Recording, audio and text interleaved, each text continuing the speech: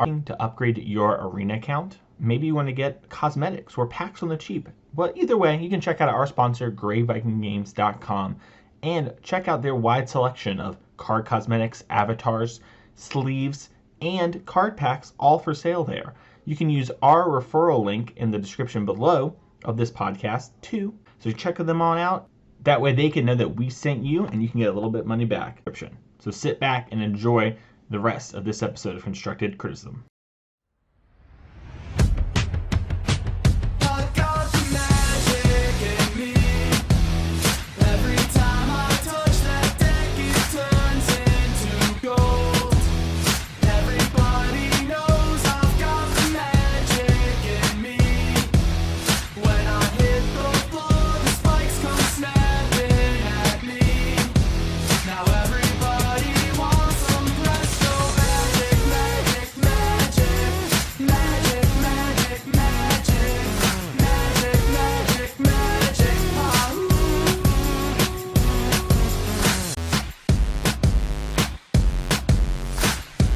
Hello everyone, and welcome to a brand new episode of Constructed Criticism.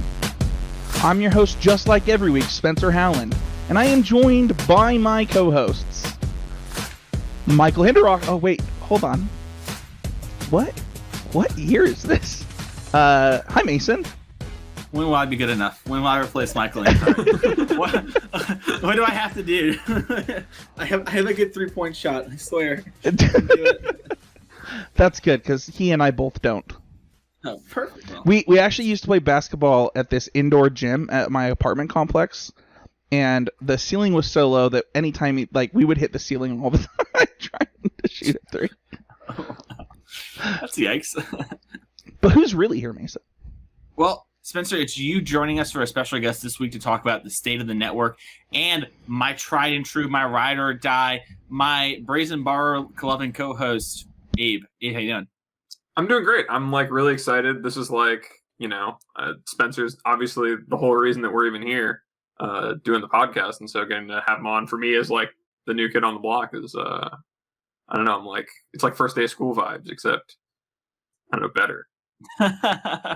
Yeah. Well, today we're going to kind of talk about the network and everything like that, and the future of the show and those sort of things as well, and kind of touch bases on the show. We talked about 2 weeks ago now how it was the 10-year anniversary of Constructed Criticism, and maybe smarter, better versions of us would have done that episode at the same time that we're doing this now. But who's to say? Who's to say? So instead, we're doing that all 8 years, right? Not 10. 8 years. Sorry, that's what I meant. My bad. I misspoke. Too much time travel this episode already. I'm losing the plot.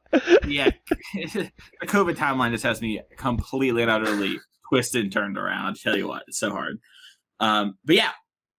But first, we do need to do the main point of the show, which is always improving. And Spencer, it's been a while since you've done yours for the show, so I guess I'll let you start things off. What's your always improving moment this week? Oh man, this week was really interesting for me in a couple of different ways. Kind of because of the half season and stuff, my focus on Magic has been a little on Arena, because basically my goal right now is to get Mythic and talk about the metagame on MythicCast. So I try to have a clear understanding of Limited, Historic, and Standard. And, Standard is, one of the best it's ever been in, my opinion. But Historic has, a bunch of new cards, and that format got weird fast.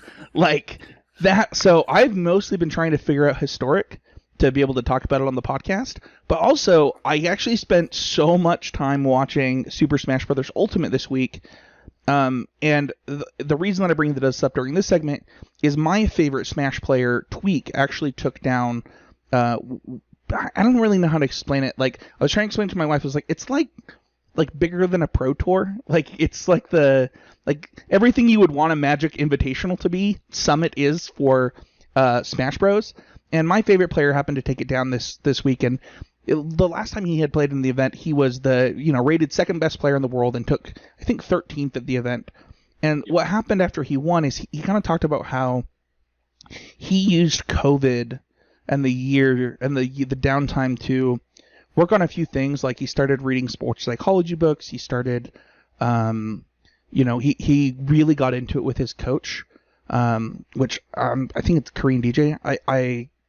I don't remember his name off the top of my head, but really focusing on self-improvement during this time. And since I've left the podcast, I had a lot of life changes happen, like a lot. And the last year for me, probably not the last few months, but like if you had asked me in, I don't know, like May or April, I would have said I just had the hardest 12 months of my entire life.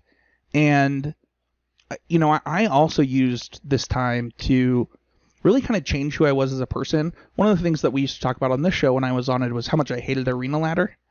And, how much I hated things like, even going back to Smash Bros., just like playing ladder in Smash Bros. And I realized that I had pretty bad ladder anxiety and anxiety overall in my life.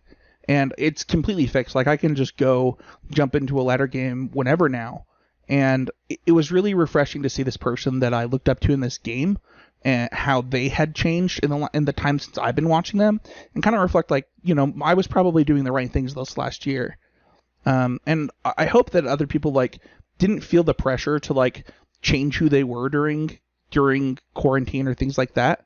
But I do think that recognizing when maybe you did the right things and you really focused on the right things for a period of time is something that you need to congratulate yourself on, rather than always worrying about what you could do next. So that was kind of a nice reflection moment for me when Tweak 1 was like, Spencer, you did this too. Like, you talked to a therapist this last year and all this stuff. So it was pretty cool.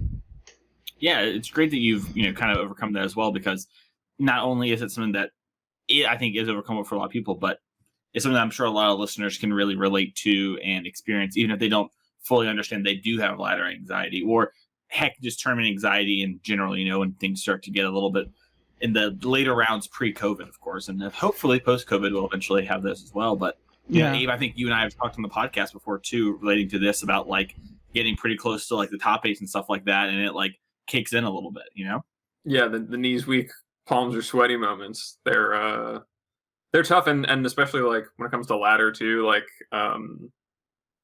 it can be hard when you feel like there's so much riding on like this next match. There's always something that's like putting pressure on you.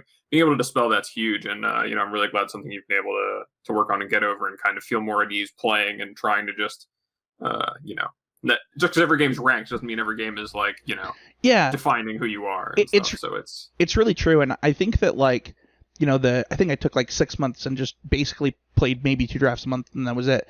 And the biggest thing, I guess the biggest takeaway for the listeners, if you want like something specific on that, is just that kind of what Abe is saying right now, realizing that an individual match, an individual pip on the ladder or whatever, whether it's Hearthstone, whether it's Valorant, whatever you're playing, does not really matter in the grand scheme of things. And it sucks, right? I think that losing ranked just feels worse than like just losing a random match of Magic, and learning how to get over that is important, and it's probably different for every person. Like, for some people, I know they don't struggle with that, and for me it was more about like setting individual day goals. So like, I don't usually try and log off of Arena on ladder unless I have ranked up once. And then once I hit Mythic, I either decide if I want to go for top 1200, or if I want to just start grinding gold and kind of align that with my goals. And having those micro decisions as into the macro makes managing the macro much easier for me. 100%. I love to hear that. Hey, what was your always improving moment this week?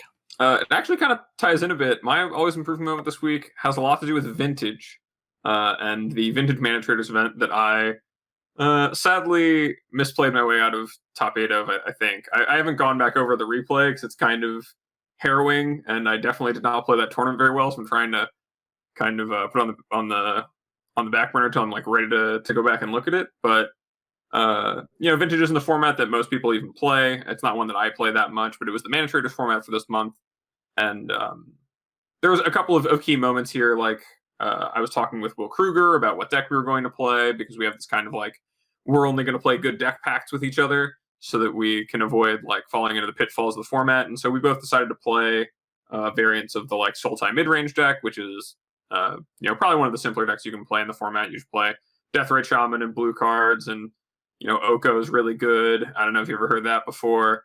But I was talking about how to build it and what build I was going to choose with Kane, who plays a lot of Vintage, plays a lot of just all of the major Moto constructed formats. And he kept on telling me to like play this Brazen Bar over like some card because I needed it for like the Tinker matchup. And I was like, man, this just does not make any sense to me. Like, and I kept on fighting back against it. And I think I probably had like 3 or 4 different conversations with people where I was like, playing this Brazen Bar was stupid. Like, why should you do this? It doesn't make any sense. And then I like took a step back and had this moment of humility of like, I don't even know what I'm talking about here. Like, I don't play Vintage. These people do. I know that like I tend to like be a little bit arrogant and maybe even a little bit bullheaded when it comes to my own like thought processes and decisions sometimes in Magic. So let's take a step back and just listen and see, like, look at it objectively. I decided to play it, and it was actually very good in my deck. And while the case that we were talking about didn't come up, the card was much better than the card that I was going to play instead. What was the card you were going to play? I was going to play like a 3rd Collector Oof or something. It was like super marginal, but just having access to Brazen Bar actually gave me a lot of play in a lot of the games that I played, and it was like a card I was always happy to draw. And so, it was like that moment of like being willing to listen to someone else, even when you think you're right, who knows more than you, was definitely one that like has been hard for me in the past, and I definitely was about to fall into the trap of for that tournament, but I avoided it, and that was pretty good. I also had some stuff about like I played pretty bad in some of my early rounds. I was like really tired. The event was like much earlier than my sleep schedule had been having me up recently, so I like was just not at my peak, but I was doing a really good job of like not letting that upset me to the degree that I was like I was all crumbling. Like I was playing my B game or whatever, but I never like dipped to being like totally non-functional in the games I was playing. And when it really mattered, I was able to focus up and play pretty tight for like 6 or 7 of the 7 rounds, depending on how you look at it. So it's awesome. Well, hey, glad to hear that all that sort of stuff happened, and I'm sorry about missing out on the top 8, but hopefully you'll go back and look and realize that you played perfectly and just got a little unlucky. Am I right? Won't that be great? Well, we'll see. It's hard to say that when you just kind of decide in your brain that letting Ancestor Recall resolve is a good idea, but all right, well, that's not going to happen. It turns out. Maybe we can work through loving ourselves. Like always. Yeah. We used to do Vintage quarterly on the podcast. We would do a Vintage episode every quarter. And the way that we would prepare for that is former co-host and I, Casey Bloodworth, would get on a program that I don't think people use anymore called Cockatrice. And we would like play Vintage for like 5 days straight. Just sit on the couch, play Vintage. And those were some good days. So I'm like looking at deck lists, remembering that. That's sick. And also, social media manager for Wizards of the Coast, if you're listening, about to give us a preview card and you heard those words that Spencer was talking about, I don't know them. I think that's like a thing he and his buddy did. And so I've never heard of that. And I love Wizards of the Coast and the Wildcard system. And I bought a bunch of secret layers tonight. Anyways, my always improving moment was I kind of relapsed a little bit, and with this I've been working on recently. So I played my like weekly Modern Win-a-Box thing, and I played Elementals this past weekend, which I was really excited to play. But my deck wasn't built well, and by that I don't mean like I got a bad deck list or I made some radical change. It was more like, hey, I don't have all the cards that I need, so I'm going to put some cards in. So, for example, I didn't have like the Flamekin Harbinger. I didn't have my companion. Which was really funny. I played the Elemental Mirror, and he's like, "Are you 5-color Niv?" And then I like played an Omnath. He's like, "I still don't know," because it's like nothing happened in the early games. But my deck was like really kind of. I like just put some good cards in my deck or whatever. And I was undefeated through the Swiss going into top 8, and I was feeling it. I was like, "Yeah, my deck isn't even built right. I'm great." Mason Clark at it again, changing the game. Beating up on everybody. I don't need those free companions. Whatever. Can't wait till my cards arrive from Oasis Games next week. Mess them all up even more, even harder. We hit top 8, and I'm like, no, sir, on the split. Not happening today. We're going to the top, baby. And I'm really far ahead against this blue-red deck. I am just beating the ever-loving dog crap out of them. And I realized, like, it occurs to me, like, dang, if I had the Orphan Guard or whatever, I would have them dead in a turn. And then I get a little like whatever, it's fine. I'll live my life, whatever. And then my opponent like goes like in a turn, thought scour, or whatever. Like has like running them off. Has no cards in hand except one. Like draws, plays a land, plays Murktide Regent for 5, and says go.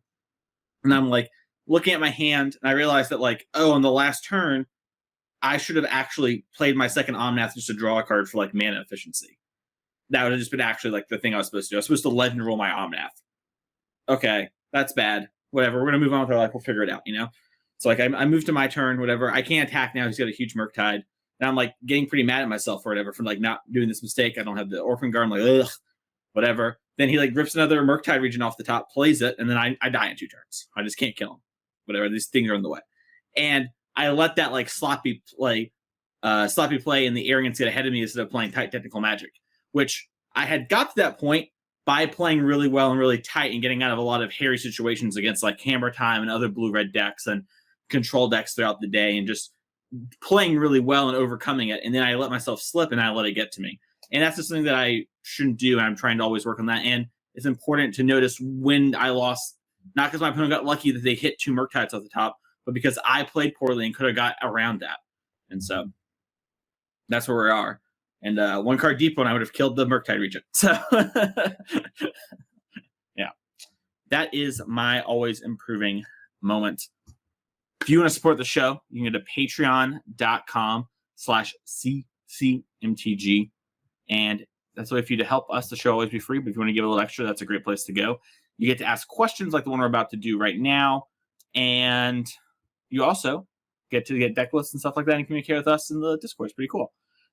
This week's question is a little more nebulous. It's not so much always about improving and stuff. Sometimes they're fun questions. Sometimes they're magic Twitter tweets that we get to talk about. But we had a listener DM us and say, is Pioneer dead? And Spencer, since you are the guest this week, and I know Abe and I both have some strong opinions on this as well, I'll let you take the forefront. What do you think about Pioneer? Is it dead? Is it dying? Is it on life support? What do you think about it? It's hard for me to know because I would have said no when I knew that they were working towards Pioneer on Arena. But I actually think that it might be dead. I think that they are seeing the benefits of what Historic gets them as far as monetary value that Pioneer is just not going to offer them because it's an online client and they, if players want to get into it that are net new Arena players, all of those funds go towards Wizards.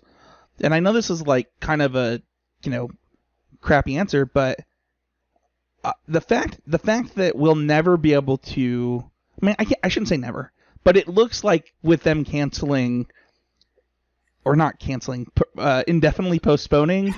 Yeah, indefinitely delaying the Pioneer Master production, not even the product. Yeah. They're still working on the product. So even if they start back up again, it'll be a little bit. But yes. Yeah, I think that when you think about like what type of player is going to play Pioneer, it is the same type of player that's going to play Modern. And because of that, and because Pioneer is almost as old as Modern, we missed 2 years of Pioneer, people getting cards for Pioneer. So now if you want to get into Pioneer in paper, and all of these new powerful cards have come out, you have to now get those cards, the same way that you would have gotten standard cards, which, just buying a bunch of boxes, because they don't exist outside of that once events start happening. I think it is dying, and I don't think it's Wizards' fault. I don't think it's players' fault. I think that it is a victim of a virus that a global pandemic. So that's fair. Abe, curious what you think. Before you answer it, can I ask you a question? Before you answer, yeah. How many players are the Pioneer Challenges getting on MTGO? Pioneer Challenges are firing with like a 10 to 15 player buffer. I know that they're the challenge that like my friend Jonathan Skennick, it's like the only challenge he plays on Sunday usually, I think. Whether or not that's because of like timing or whatever, I'm not sure. For him specifically, I played it this weekend. I think the format is actually doing really well compared to where it was this time last year for a lot of reasons, and I think it's actually in a good spot, and I'll tell you why. So because it's a dead format that no one has pressure, so cool decks get to be played. No, because it's kind of that. So it's a format that like basically was entirely stagnant for like the entirety of the last year, which is usually really bad. But now people are kind of getting back into it. It has reason for people to play it on Moto at least, so people are playing it there. But the fact that a lot of people didn't get a chance to play with a lot of cards that are very powerful in their standard environments. That they are cards like, there's all these like Omnath decks that are very different from the Omnath decks you'll see in Modern. Like there's a lot of things going on in the format that as long as it is treated like a paper product and a paper format, I think give it a lot of room to breathe, and I would not come close to calling it dead. I think that the issue that you brought up about the fact that people don't have the cards and it's going to be very hard to access them is going to be very fixable if Wizards desires by putting together a Pioneer supplementary product of like, cards over these last like year and a half that we've missed. COVID remasters. Yeah, exactly. It's funny because allegedly the cards sold, like boxes sold really well still outside of like the LGS. Like Amazon box, like Amazon sold a ton of boxes. It just means that it went to 1 collectors and 2 commander players that, probably just have a big pile of who knows what in there. I'll just say, to Pioneer's credit, there has been more innovation and more new decks popping up in the last like 3 weeks in that format than there have been in the last like 6 months before it. And I think that says a lot of good things about the format, and lots of them are just exploring new territory that hasn't been explored yet. And I think that a lot of these cards that people didn't get a chance to really explore in standard environments, if they're not Arena players, or maybe they did explore in standard environments on Arena and then want to play with in paper, I think that there's like definitely a market for it and definitely a place for it in Magic, even if it's not on Arena, where Historic has really, taken and run with the identity it was given. So I think there's a lot of room for it. When I started playing Magic, Extended existed. I never knew what an Extended deck looked like or what it was, or like what the format was like. But That's if too people bad. played it and it had a PTQ season, and even when it was bad, up until it was replaced by Modern, I don't think anyone called it dead until it was like, well, everyone's just going to play the same decks they're playing in Legacy with Stoneforge and then these like blue cards, and like it's just gonna be broken decks fused together, and no one's gonna want to play. So then they made Modern. So I think that Pioneer's still got a long way before I call it dead. It is still in trouble, though. It will need some support. I think it is on life support right now. And I think the reason Pioneer... And I have... Hey, Jay, I'm ready for you to DM me after this episode and you get to this part. Because then you just DM me about Pioneer every time I shit talk it. But Pioneer... The reason Pioneer is cool right now and the reason all the decks are awesome is there's no pressure on the format. It's the format everyone always wanted, where they like can play it kind of competitively and they can play whatever deck they want and they can like be a really good player and make it really far and have their tech or whatever, because there's no pressure. It's Modern. It's Modern every year before the Pro Tour, right? Like when we had the Pro Tour every year in Modern, we were like, Modern's great, no problems. And then like the Pro Tour happens, everyone's like, oh my gosh, Modern's the worst format in the world. Yeah, there's just no I think that no pressure on Pioneer has made it like a fun format to play or whatever, and like you just haven't had the crushing reality of like redo Willie Hume Jensen and like the rest, like Seth Manfield sitting down and figuring the format out and then coming in there and then like having that information disseminate through the populace. Yeah. And then the other thing is, I think banning all the cool decks was a mistake. Once we stopped banning all the cool, like banning everything, I was down with it first. But we've like stopped doing it randomly, and we're not trying to like figure out what's like part of the promise was things would get banned and unbanned. And like we got Oath and Nissa back, but like we haven't tried anything else. Like maybe Dig Through Time should be gone. That card's really messed up. And maybe we can have an inverter and the format can have some identity, but right now it's like terrible. To Abe's credit, this second place list has a 2-4-3 split on Mystic, Goose, and Elves. And I just think that's hot. And if that doesn't tell you that a format's sweet is having a 2-4-3 split on your 1-mana dorks, I don't know what. Is it 2 Gilded Goose? It's 4 Goose, 2 Mystic, 3 Elves. In a mono green deck? No. This is the Jund Citadel deck. The company Citadel deck. Okay, I thought you said mono green for some reason at No. the start. And I was like, if that doesn't tell you the format has no pressure on it, nothing does. I think it's actually, Yeah. it's in a good pattern right now. There's like the Citadel decks, and there's like the Omnath decks, and there's everything else trying to do it. I've seen like Hammer decks be tried out. I've seen a lot of like the Soul decks come back. Mm-hmm. People, like, if your LGS isn't running it because no one wants to play it in paper, that's going to be a problem. But I'm not sure that we're really at the point where like we need to worry about that, because there's nothing that anyone's doing except for like, I guess, modern events, because LGSs know they'll sell.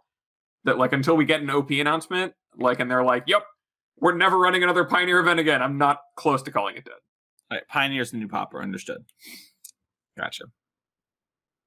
Why do you hurt me like this? Because you know I'm right. It wouldn't hurt if you didn't know. If you thought I was wrong, you'd be like, whatever. Moving on with my day. Man, can you imagine how good Pauper would be if they just banned cards like they did at the beginning of Pioneer and unbanned them like they did? That format would be so much better. Probably would be great. I have a Pauper winter box coming up. I'm looking at the deck list and I'm like, holy cow, this looks not fun. Can't wait to play. Thanks to good people at Oasis Games. But that's going to do it for our Patreon question. Thank you so much for that question. And you want to talk about this more, feel free to tweet at us or talk about it in the Discord that you can get by becoming a patron. Let's get into our main topic. We're talking about the CCMTG network today. And, it's kind of occurring to me that some people, I imagine the smallest part of our audience, might not actually know who Spencer is. Spencer is the person who started Constructive Criticism, runs the network and everything for all the shows that are on here with us. But it's occurring to me that about 25 minutes into the podcast, there is a chance that someone doesn't know you. That is a small likelihood. So, Spencer, who are you and why are you here and what are we planning to talk about today? Yeah. I am Spencer Howland. I am the former host of Constructive Criticism and the owner of Constructive Criticism, the podcast. My last episode was episode 314 or 312, something like that. And I'm a Magic the Gathering player. I started playing like FNMs around the time that Worldweight came out. I started playing PTQs. I want to say after Mirrodin Besieged. It might have been a little bit even after that. Played on the Pro Tour at least once. I think once. Played SCGs when they used to come out here. Utah. No, there's only ever been one SCG. No, I think there's been two SCGs in Utah. That's right. Don't do that again. That's a bad deal. Come to Vegas more though. I like going to the Vegas SCGs. But yeah, I'm a father of two kids. Recently had a daughter. She's 2 months old and 2 days today. And yeah, I started. Named after me, right? Yeah, her name is Mason. Mason, yeah, that's right. Yeah, I just the listeners. But yeah, I started Constructive Criticism. What year was it? It was 8 years ago in 2013. Right? That sounds right. And it's funny, like looking back, one of the first things that's in our show notes here is like why in the world would Spencer create this thing? And one of the things that I really liked at the time about podcasts were there were like lots of really popular Magic podcasts, but there were very few Magic podcasts that legitimately tried to help you improve the game. And one of the things that I believe in pretty strongly, and even more now that my career path has changed, is that when you see a hole in the market and it's something that you want, there's probably other people looking for it too. And so I, at the time, I was the only one of my friends that played Limited, and I really liked Limited Resources, and I was like, I bet my other friends would like podcasts if they had a constructed version of Limited Resources. And rather than, being the 2,000th person to tell Marshall that he should make one, I just decided to make one myself. It was really cool. Like, episode 12, we had on Ollie Antrazi to talk about brewing. Episode 13, we had on John Finkel. We had Alex Hain, PVDDR. We really, hit the ground running on guests. It was nuts. And one of our goals was, the number one goal that I had really was I want to find a podcast that if I listen to every week and I go to a PTQ, I will know what my expected metagame will be. And so, we came up with the power rankings. So I think Channel Fireball actually now has a top 5 power rankings article every other week or something. So and we based it off of Frank Carson's article on how to rank decks and things like that. And yeah, it blew up about a year in. There was one time where CCMTG was the most popular constructed podcast. It was really cool. Mm-hmm. Yeah, and we're still here today, and it is one of those things where the show has had to change and morph, and like the message of wanting to help players is still definitely there, but unfortunately, there aren't really PTQs that are accessible for everyone every weekend, let alone because of COVID. And so, we have had to kind of change the show a little bit to kind of match that. And also, it does, the market's changed, right? Like there are a lot of shows out there and there are a lot of things that you can go and listen to and hear about decks, Arena Deck List is like probably the most popular one of those, to be frank. Do they talk about decks on that show? Well, not recently, but I don't blame anyone during the COVID times for stretching an episode, let alone us, Abe. We talked about the same sets for 2 weeks, buddy, without saying magic stuff. Let's go. Sometimes you gotta crank an episode out. No, but jokes aside, yeah, we're trying to change. We have to change and adapt and grow with it, right? And I remember that was the thing that when I first started, when I joined the podcast, it was behind the scenes stuff. I remember having a conversation about that where it's like, we have to do a bit more episodes that are like level up things and these sort of things. Yeah. Because there aren't things like that, and there aren't things targeted towards newer and up and coming players. That's just a market that is criminally underrepresented. Everyone's either a super spike or you're just starting. There's never the middle step for anything. Yeah, I actually think that time where you kind of joined on the production side is probably the best part of Constructed Criticism's history, to be honest. Like, yeah. I love John Stern and Seth Manfield. I love Casey, and I love Matt. But I really do think that and Mason and Abe, they're really great. They're great too. But I really do think that like that time where it was me and Michael talking about lessons that Michael and I had already learned, and then also sharing our experience on our team getting, like, we had, I think we had 2 silver pros, 2 bronze pros on our team, and like, we had me building decks for people to help them get on the pro. Like it was definitely a time where I think we were sharing a lot of things as we learned them for kind of that middle grinder, as well as still getting those awesome guests and things like that. I think that was a really good time during the show. I agree. I think you and I have talked about this before, and I don't know if Abe's gone back and listened to Henrocker, but a lot of people talk about Jay Dean being the best or second best writer of all time, and the only person really in Jay Dean's camp is Paulo Vitor Damarosa when they talk about magic writing. It has to be one of those two, at least in the current era. And I feel the same way about Hinderocker when it comes to conveying his concepts and lessons via the podcast. He really was one of the best people at like explaining his thing in a very digestible way. Yeah. And very, maybe almost too short at times, but he was very good at like, this is the thing, go. And we've seen that play out with him working at WotC and doing that sort of stuff and just being so great at that. He was definitely the perfect co-host for me too. I think that he brought kind of a different energy to the show, like that I did not bring, and I really like that. Mm-hmm. Yep. Well, that's kind of the little bit of the history of CC there and Spencer and everything. But Spencer, we're kind of talking about the CCMTG network and all that sort of thing. So why has it added shows? Why has it grown? Yeah. Let's kind of just start there and work through it a little bit. Yeah. So the first show I think that was ever added was Limited Time Only, which is a retired show.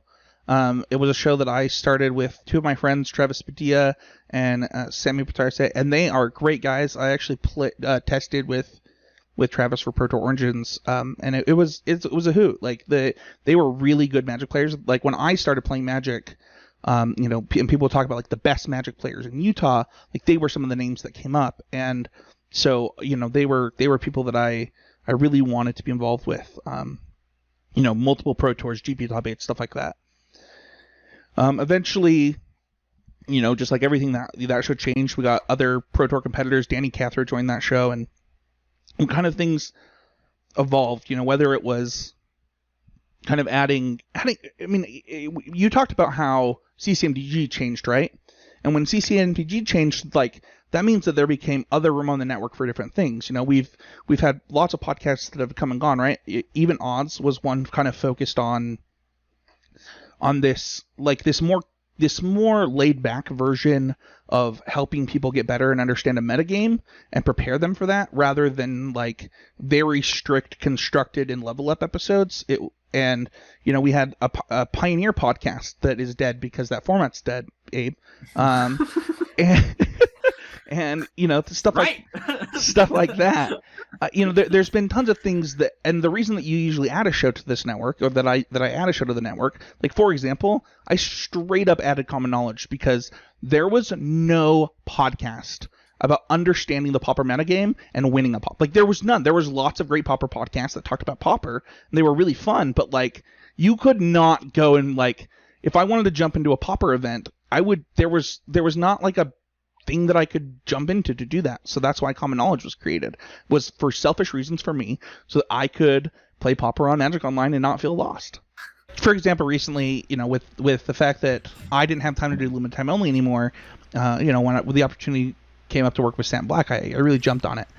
And so I think that like the main reason that the network has grown and added shows is just kind of the same reason that this podcast started, right? It's to help the type of player that we're trying to help, the person trying to get better at Magic and learn something.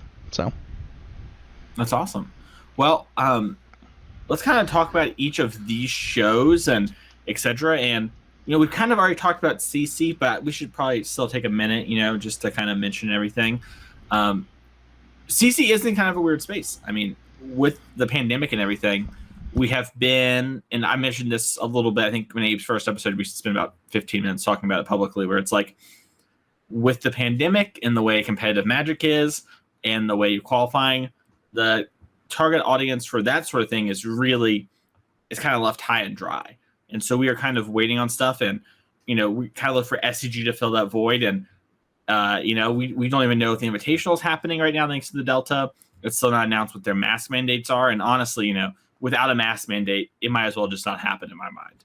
So it's something like that sort of stuff where, yeah, I think constructive criticism, as far as the network goes, is definitely had the hardest time.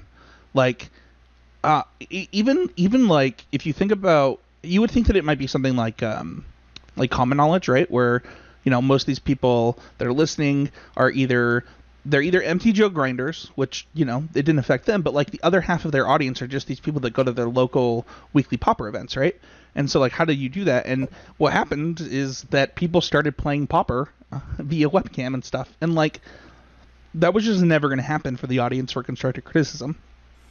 But I think that the goals and like what each show and what Always Improving encompasses for constructive criticism is always there for any player who plays any constructed format. And that's one of the things that I think one of the reasons why, when you look at like the patrons who are patrons of constructive criticism, like the majority of them have been patrons for a really long time. And that's because this show brings, it really does, like whether it's you and Allie, whether it's you and Abe, especially you and Abe, like you guys bring this want and this desire that I think is felt through the podcast. And I think it's really necessary for this show. Yeah, I mean, I'll say that since I've joined, I know that Mason and I've had this conversation about, like when are events coming back? How is that going to feel? We kind of know, like, when there's an SCG to look forward to, or there's a GP to look forward to, or just a PTQ season, anything consistent for everyone to latch onto, we know what that kind of content to help people get to that next step and achieve that next level is going to look like. But in the absence of it, we've done a lot of this stuff about card evaluations and, the new sets and as like what we're learning from them, but finding content that I think has really been able to provide value to the listener in a way that's, for the people we're trying to do this for, the people who want to get better, is something that is really difficult right now. And especially like, I think the whole network is doing a really good job of finding a way through that. And, CC, as much, we memed about it earlier about like, we've talked about the same set for like 2 of the last 3 episodes, but at the same time, like that is really just, we're trying to find ways to do that for you and, hope it's well received and stuff. Yeah, it is. I understand as a competitive player, if someone wants to compete and been there, and I have a lot of friends like that still, where it is hard to want to do these sort of things without that there. And with the people who are there and able to learn, we're trying to give you skills that will teach you how to fish and not give you a fish. We could just do episodes like some other shows do, where we just dump data and deck listing stuff every single week, every single time, no problem. But I don't think that is most in line with our goals to do that consistently week to week to week. And that's why, we had the decision to do things, and like why Abe's idea to like re-review sets is like, it's a great way to actually like review our process and learn and do stuff. And honestly, it's also a fun time, I think, for listeners. So hopefully I'll like that stuff. I also think that like those style of episodes where you're challenging yourself is kind of at the heart of constructive criticism, right? Like that's the entire goal of the show, is this this process driven, or this process oriented, results driven mentality, right? I say that in interviews all the time. Like the people will tell me, they're like, we're looking for a results oriented person, and I'm like, that's not me. And they're like, what do you mean? I'm just like, I'm process oriented while being results driven. If my process is not giving me the results that I want, I will change my process, but it's all oriented around finding the right things that's going to move me forward. And Magic is what taught me that. 100%. Let's talk about Mythic Cast. That's the show that you host right now with Michaela. And what's kind of that show about and everything going forward with that? Yeah, so the goal of the show originally, the original idea for the show was to promote Mythic players, like up-and-coming Mythic players, people who are grinding on Mythic and things like that, and, helping other people achieve Mythic. And that is still the goal of the show. We try to do one episode a month where we bring on a player who achieved Mythic and have them talk about the deck that got them to Mythic, or the draft format, or whatever we're talking about. And then we try to do episodes that are focused around things that will happen that will help you get Mythic, whether it's limited set reviews. We go over the top 3 commons and uncommons for each color. In draft, we do kind of these cards that you might want to craft episodes for, like, top 5 cards that you probably are going to want to craft when the set comes out, stuff like that. It's really fun. Michaela, I combined Mythic Michaela in the same word there. That was great. Michaela is a 2-time pro competitor. I think she just took, I don't know if it was this VML, but the one before, I think she took second at. She is, a great player, and somebody that's really kind of brings that same style of energy that I was talking about earlier, where, it's really helpful. And she, when I interviewed people to be my co-host for this show, and she blew me out of the water when we were interviewing. So, yeah. Awesome. Well, let's talk about drafting archetypes, which I feel like has really kind of exploded onto the scene. It's really funny, by the way, to hear at the LGS where not everyone knows that I do this podcast thing. It's funny we talk about always promoting back in the day and stuff like that. Yeah. And like a show, whatever, but I actually just don't. It's like more of a bit than anything. And a lot of people don't know. I actually think you're like super introverted in real life. Like super duper introverted, and it does not come across that way on the podcast at all. Yeah, I mean, I'm definitely much more soft spoken and that sort of thing in person. And a lot of people just don't know that Drafting Archetypes is like our sister show or whatever. And I listen to them talk about it, and I'm like, yeah, I know about Drafting Archetypes. Sorry, it's just a fun little. I don't know if we had talked about that, but it's really funny to hear that. I heard it at the 2K that I was at, and I don't expect the people in Knoxville, which is like 4 hours from me in Tennessee, to know it. But it was like, yeah, man, that's my sister show. it was really funny. I was at the pre-release, and people were talking about the episode that Sam did before the pre-release about, he had just done what his thoughts were going to the format thing, and people were talking about it, and it was even weirder for me sitting there, as I'm like, yeah, keep talking about it, please. For like the percentage of that show that I own, I'm just like, yeah, like I want to show it out, but like I feel awkward now. No, Sam had a really good idea. It's really funny because it was actually something that Michaela and I had talked about doing for Mythic Cast. Like when we have a deck that we really like in a format, like just straight up doing an archetype deep dive for limited. And so yeah, I think that what Sam is doing fits so perfectly into this network, where he is just teaching you when you're in this seat, when you end up in this deck, what are the commons you want? What are the uncommons you want? What gets you into it? You know, where do I think this deck actually sits? How often should you be in here? And like really dissecting that aspect of limited is really perfect for the type of player that's going to listen to Constructive Criticism or Mythicast. Yeah, when you talk about process, it's really hard to get any better than someone like Sam Black. Oh, who's yeah. known especially for his just absolute masterclass of a process that is so untouched by, you know, so many other players who don't see the game in nearly the same light that he does. And he's someone who even prides himself a bit on just not caring about results so much as he cares about refining and honing that process. It's really just such a great fit for the network. Yeah, I think so. And I think that it's crazy to like listen to that show sometimes, because like I'll listen to that show and I'll just be like, this is nothing against anything that you guys are creating or that I'm creating, but like I listen to them like, this is the best Magic podcast. Like, this is it. I couldn't create something like this, Sam. How are you doing this? And it's really impressive. Yeah.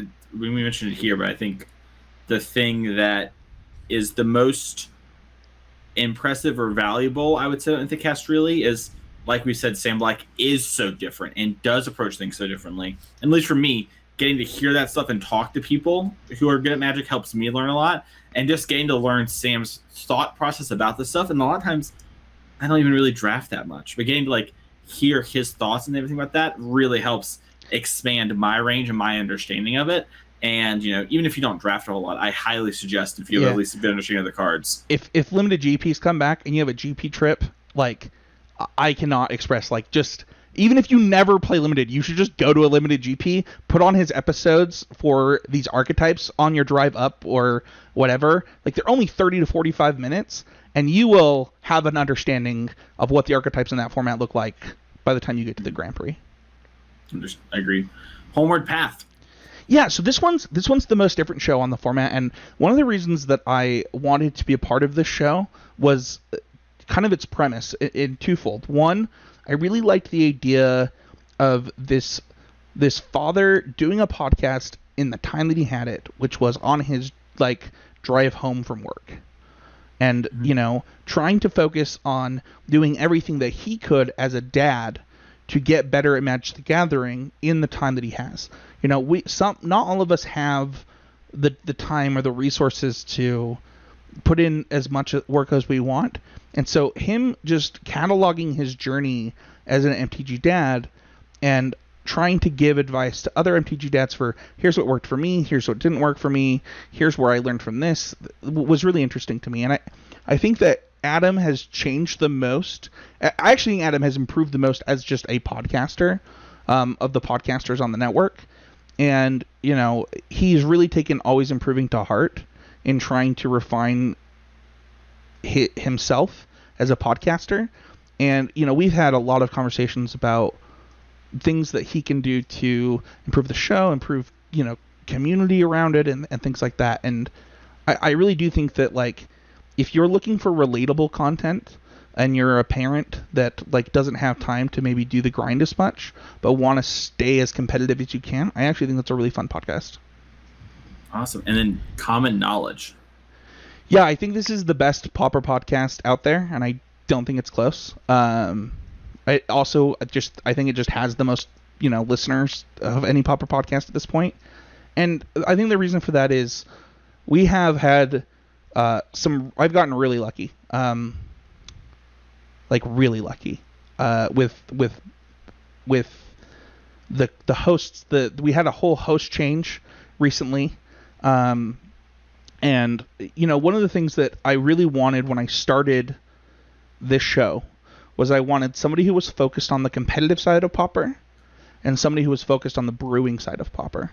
Somebody who wanted to understand the metagame and just win, and somebody who wanted to, you know, break barriers and change things. And I think that right now with Brad and Christian, you get the same thing that you got before on this show, and it's really good for like, they have an amazing editor too. That just they are trying to help you get better at Magic in the most affordable way possible, which is Pauper. So like, if you are looking to get into Pauper, you want to start playing those Pauper challenges, which I recommend. I think Pauper is, while not in a great place right now, whenever Pauper is good, it's like one of the best Magic formats. So yeah. Awesome. So what's next for the network?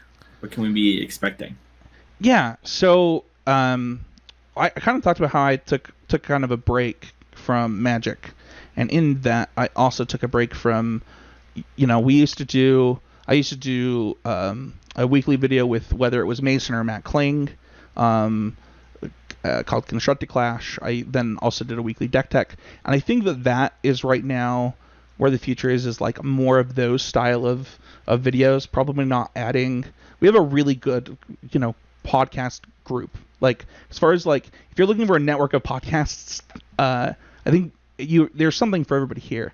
And so kind of what's next is finding ways to add value to the current roster of podcasts, whether that's like, doing a video series with like hosts talking about like what they've learned or something like that. But like that video content that, in all honesty, I think that Smash has changed my mind a lot about what Magic content is missing. Like, Magic content is mostly articles. It almost like by default, it's crazy. And for what I think is the most consumable right now for people is video and audio. And so I think the natural progression for this, even though we tried to do articles for a long time on ConstructedCriticism.com, we had 5 writers at one point. I think the next thing is probably video stuff. Sure. Awesome. Well, that's pretty exciting. And kind of the question that gets asked a lot is, are the events coming back?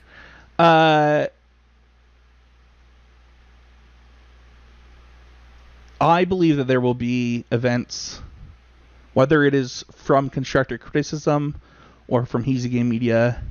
There will be more Magic events that will come.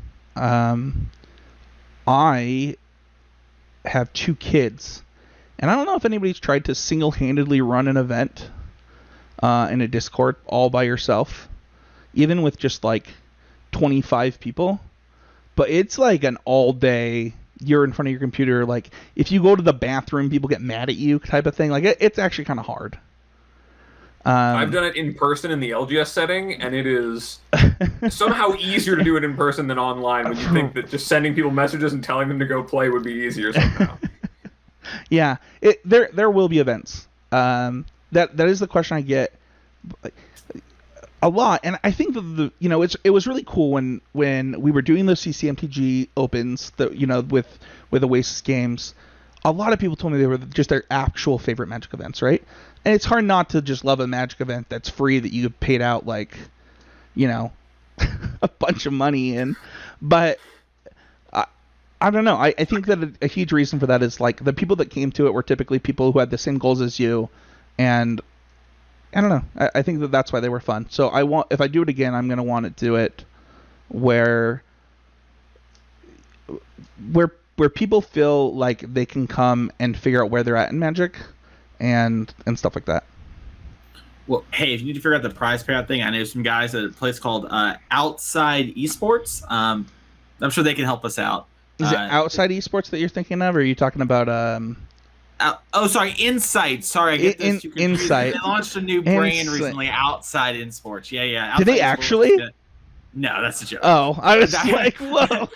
Yeah, I was gonna say, we can call up Chipotle too if you want. Yeah. Get those Chipotle sponsorships rolling in. We'll get those events going. I do think that there's a hole in the.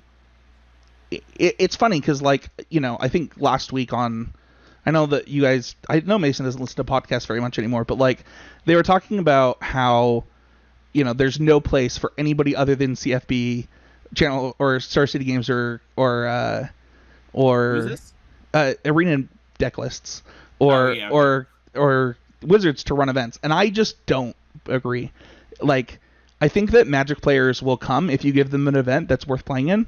We had over 100 people for a free event that gave out $500 in store credit to Oasis games.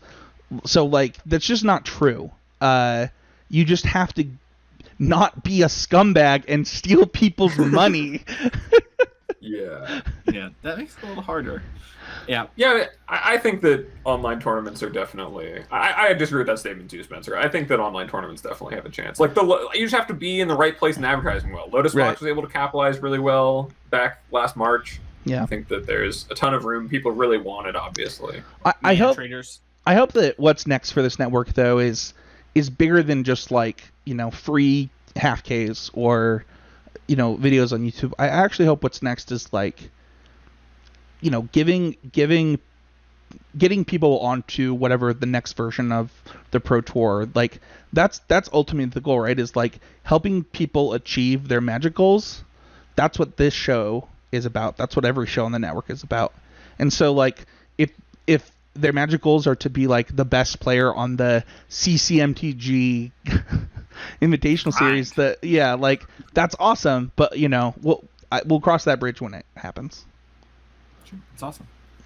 Well, I think that's going to do it for this week's episode. Spencer, thank you so much for coming on and taking the time to talk about all of that sort of stuff regarding the network and the show and everything. It was great to have you back for the week, and we hope to have you back here again soon. And you see, Abe, I told you I'd get you a guest. Now, maybe I said it would be, Hane, and maybe I got you Spencer, but I think that's called trade offer. And what do you think? Should we both text Hane right now and see who he answers first? I think you can probably answer whoever he saw first. You want to shake on it, Mason? Good deal. Good deal. It was great having you, Spencer. Yeah. I love being here.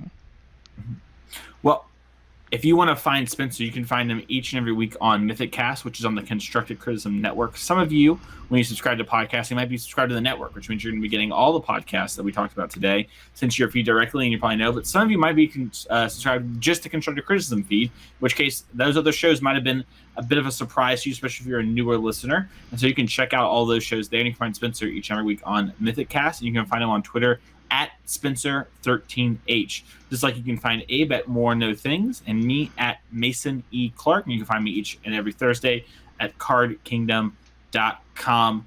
They hired me for another year. They gave me a raise. Idiots. I have so many memes ready. I'm just going to cash in. They just made a mistake.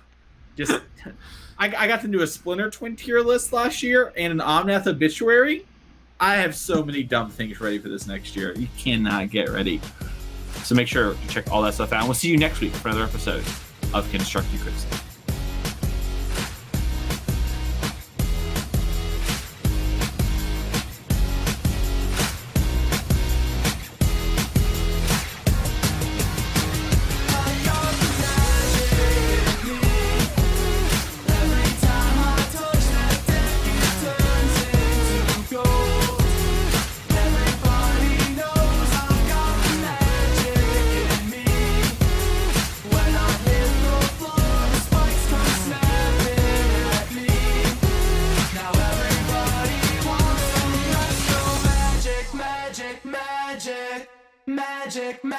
Magic.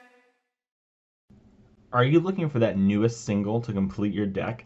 That missing piece the card just can't seem to find anywhere else? Well, go to our sponsor, OasisGames.com, and get the cards you're looking for. Use code CCMTG at checkout of your first order to get 15% off, and use code WOULD-THAT-BE-GOOD, all one word at checkout, to get 4% back on every order in store credit. Oasis Games has all the singles you need for any standard, modern, pioneer, EDH, or legacy deck. So make sure to check them out and let them know that we sent you by using the code CCMTG and Would That Be Good at checkout.